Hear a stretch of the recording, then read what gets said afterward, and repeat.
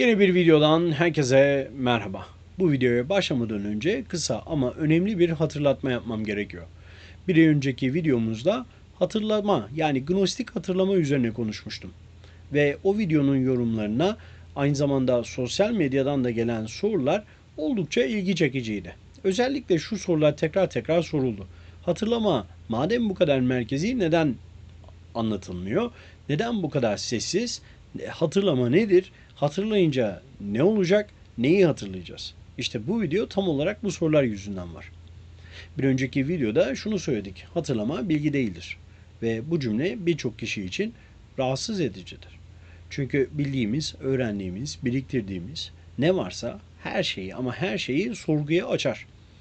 Ama bu video o videonun tekrarı değil. Devam videosu da değil bu. Bu video orada söylenenlerin doğal sonucu olarak ortaya çıkmıştır. Bu videoda şunu tartışacağız. Hatırlama neden konuşmaz? Hatırlama neden öğretmez? Hatırlama neden sistem kurmuyor? En baştan net olalım. Bu bir motivasyon videosu değil. Bilgelik anlatısı da değil. Bu bilincin nasıl çalıştığına dair soğuk ama aynı zamanda da çok net bir çözümleme. Aklınızda kalmasını istediğim cümle şu. Konuşan bilinç öğretir, hatırlayan bilinç susar. Eğer bu cümle sana tuhaf geliyorsa doğru yerdesin. Ve seni rahatsız ediyorsa bu cümle yine doğru yerdesin. Bu noktada küçük bir destek notu da düşeyim. Bu kanalda ele aldığım konular hızlı tüketilen içerikler değil. Derin okuma, karşılaştırma ve ciddi emek gerektiriyor. Eğer bu tarz videoların devam etmesini istiyorsan kanala abone olarak, videoyu beğenerek ve yorum bırakarak destek olabilirsin. Bu destek bu serinin devam edebilmesi için gerçekten önemli.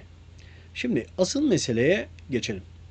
Çünkü hatırlama sessizdir ve bu sessizlik bir eksiklik değil, bir sonuçtur. Bu noktada çok temel ama çoğu zaman atlanan bir soruyla başlamamız iyi olur. Eğer hatırlama bu kadar merkezi ise neden anlatılmıyor? Neden kitaplaşmıyor?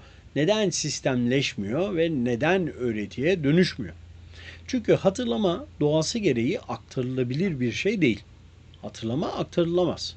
Çünkü bir içerik değil, bir durumdur o. Kodlanamaz çünkü sembole indirgenemiyor. Doktrinleştirilemez çünkü tekrar edilmez. Bu çok kritik bir nokta. Çünkü biz genellikle bir şeyi bilgi modeliyle düşünmeye alışığız.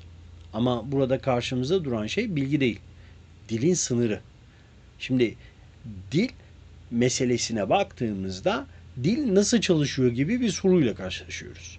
Dil tanımlar üretir, sınırlar çizer, tekrar ister.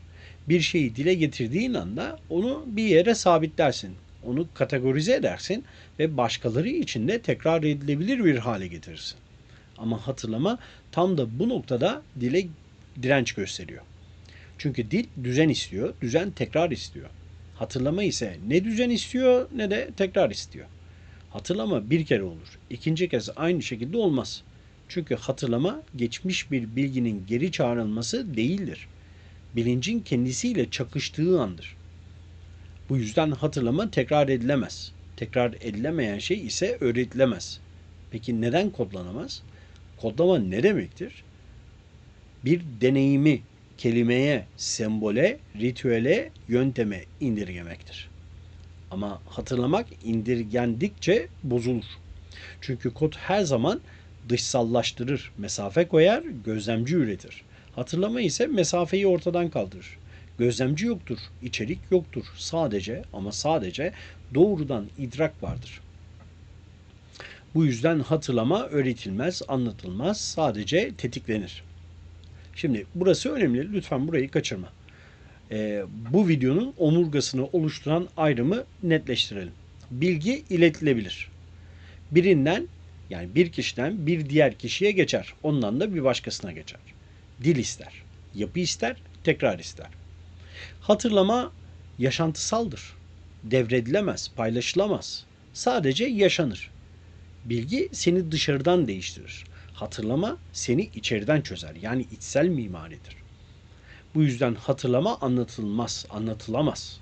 Bu yüzden sessizdir. Ve tam da bu yüzden sistemler için tehlikelidir. Bir sonraki bölümde şu soruya gireceğiz. Eğer hatırlama sessizse bu sessizlik bir zayıflık mı yoksa bilinçli bir güç mü? Sessizlik genellikle yanlış anlaşılır.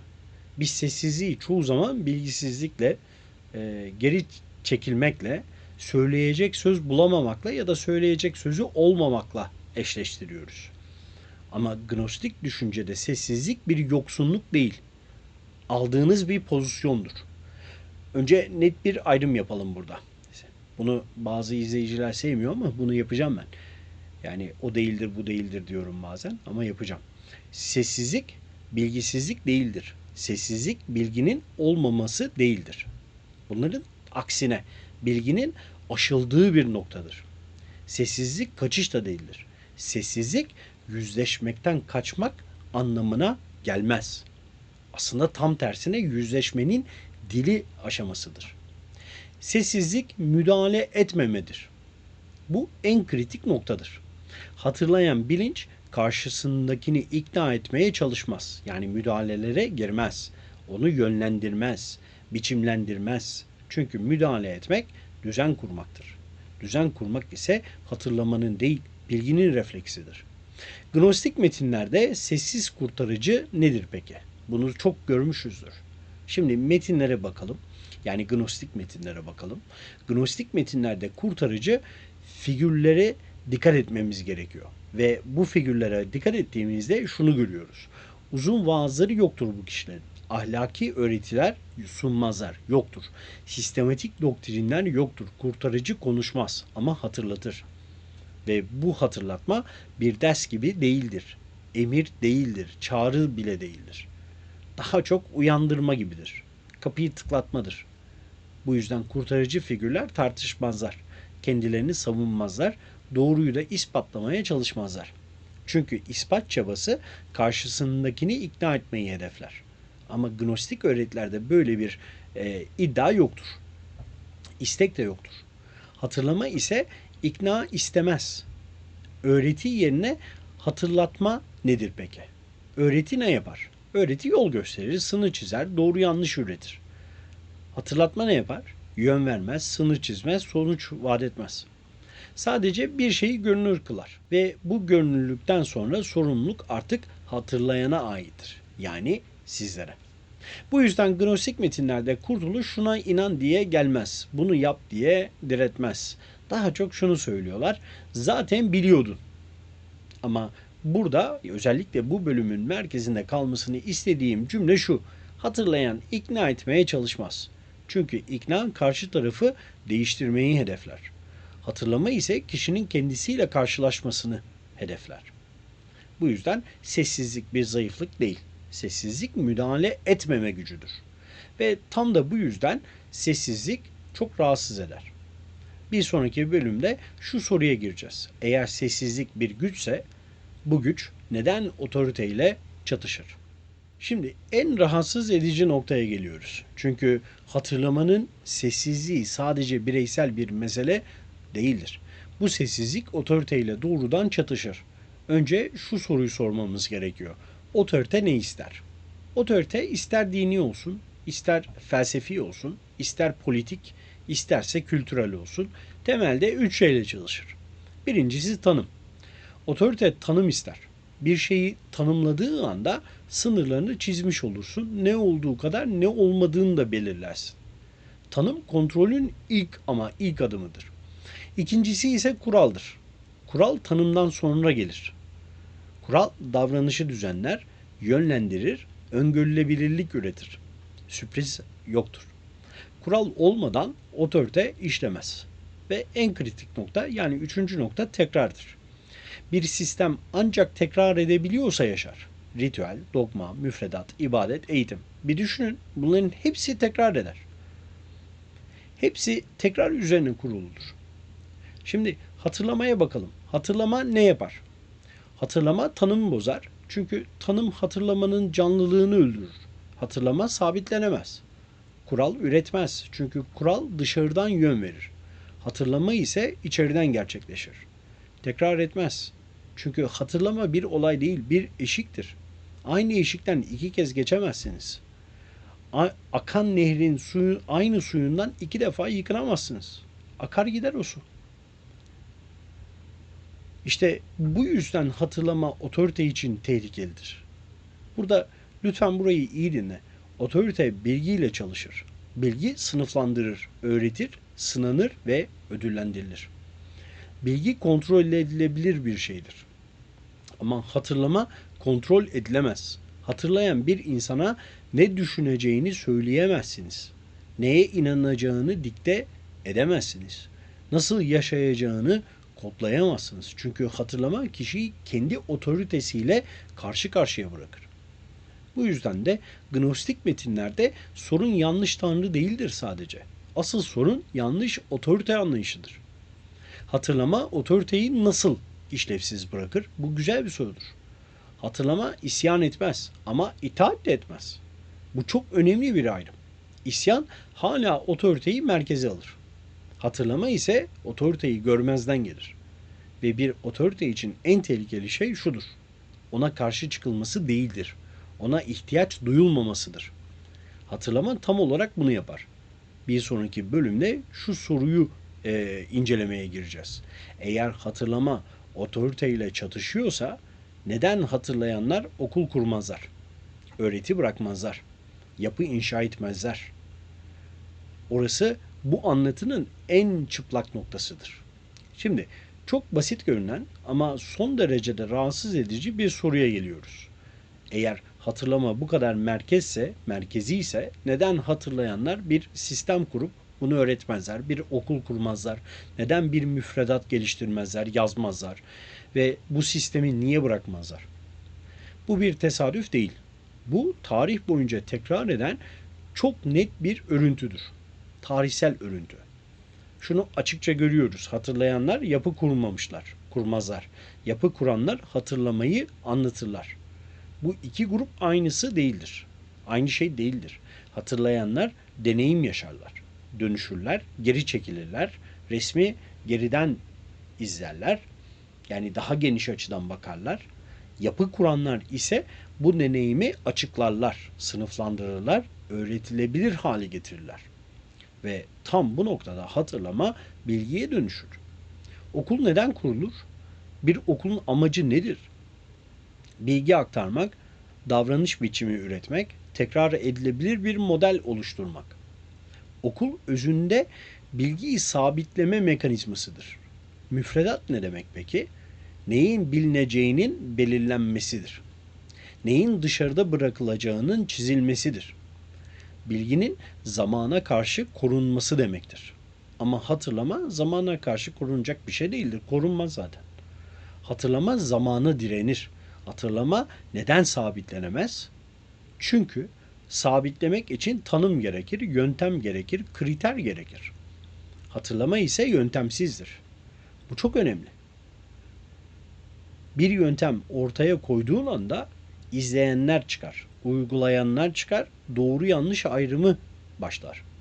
Ve hatırlama artık hatırlama değildir. Bir sistem haline gelir. İşte bu yüzden hatırlama kurumsallaştığı anda bilgiye dönüşür. Bu cümle bir eleştiri değil, bir tespit. Neden hatırlayanlar geri çekilir peki? Bu da güzel bir soru. Hatırlayan kişi anlatırsa bozacağını bilir. Öğretirse sabitleyeceğini bilir. Sistem kurarsa ihanet edeceğini bilir. Bu yüzden geri çekilir. Bu bir kaçış değil, bir etik duruştur. Ve tam da bu yüzden tarih boyunca en derin dönüşümler sessiz olmuştur. En kalıcı etkiler yapı bırakmamıştır. Bir sonraki bölümde çok daha rahatsız edici bir soruya geliyoruz. Eğer hatırlama bu kadar güçlü ve bu kadar tehlikeli ise neden sistemler hatırlamaktan korkar? Orası işin aslında en çıplak yeri.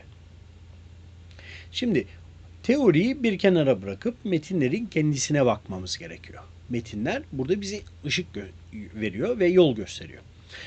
Çünkü gnostik düşüncenin ne söylediğini değil, nasıl söylediğini fark ettiğimiz anda çok şey netleşiyor. Gnostik metinleri açtığımızda ilk göze çarpan şey şu. Burada bildiğimiz anlamda bir öğreti dili yok. Ne görmeyiz? Uzun vaazlar görmüyoruz. Sistematik bir ahlak öğretisi görmüyoruz. Bunu yaparsan kurtulursun, şunu okursan şöyle olur gibi dogmatik reçeteler yok. Bu bir eksiklik değil. Bu bilinçli bir gnostik tercihtir. Çünkü gnostik metinlerin amacı öğretmek değil, öğretmemek. Bilinçli bir tavır haline gelmiştir. Öğretmek ne demektir peki? Bilgi aktarmaktır. Davranış üretmektir. Bir doğru yanlış haritası çizmektir. Ama gnostik metinler şunu çok iyi bilir. Eğer bir şey öğretiliyorsa o şey artık hatırlama değildir. Hatırlamaktan çıkmıştır. Bu yüzden metinler açıklamaz, gerekçelendirmez, ikna etmeye de çalışmaz. Daha çok işaret eder ve sonra geri çekilir. Sessiz kurtuluşun mekanizması gibi okunur bu. Gnostik kurtuluş anlatıları sessizdir çünkü kurtuluş dışarıdan verilmez.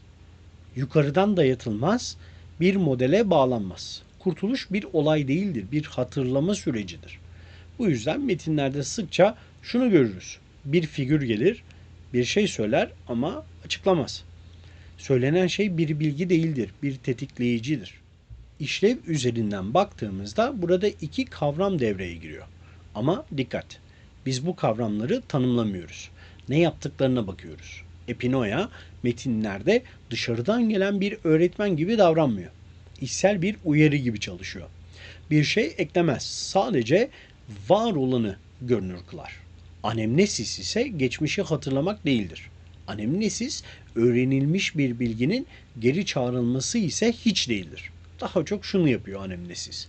Bilinci kendi kökeniyle yeniden temas ettiriyor. Bu temas sessiz. Çünkü anlatılacak bir içerik yok. Peki neden dogma yok? Dogma ne istiyor demiştik? Netlik istiyor demiştik, sınır istiyor demiştik ve tekrar istiyor demiştik. Hatırlama bunların hiçbirini vermiyor. Bu yüzden gnostik metinlerde iman tanımı zayıftır. Ahlak çerçevesi belirsizdir. Kurtuluş çizgisel değildir. Çünkü hatırlama çizgi sevmiyor. Süreçtir bu. Ve süreç sessizdir. Bu yüzden gnostik kurtuluş bağırmıyor, çağırmıyor, ikna etmeye de çalışmıyor ya da ikna da etmiyor. Sadece oluyor. Bir sonraki bölümde şuna bakacağız. Eğer kurtuluş bu kadar sessizse neden hatırlama yalnızlığa mahkumdur? Aslında sorun içinde cevap da var.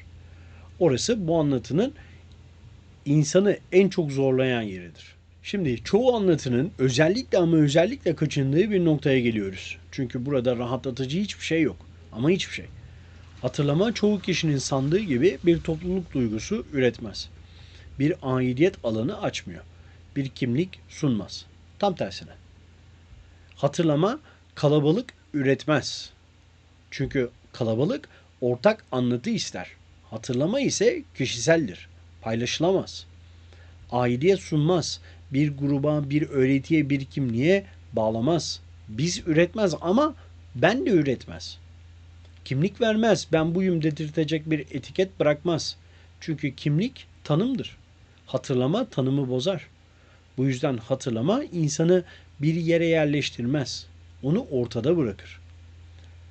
Peki bu neden rahatsız edicidir? Çünkü insan zihni düzen sever. Düzen ister. Düzen rol ister. Konum ister. Anlamlandırma ister. Hatırlama bunların hiçbirini ama hiçbirini vermez. Bu yüzden rahatsız edicidir. Huzursuzluk üretir. Kaçınılmak istenir. Çoğu insan hatırlamak istemez.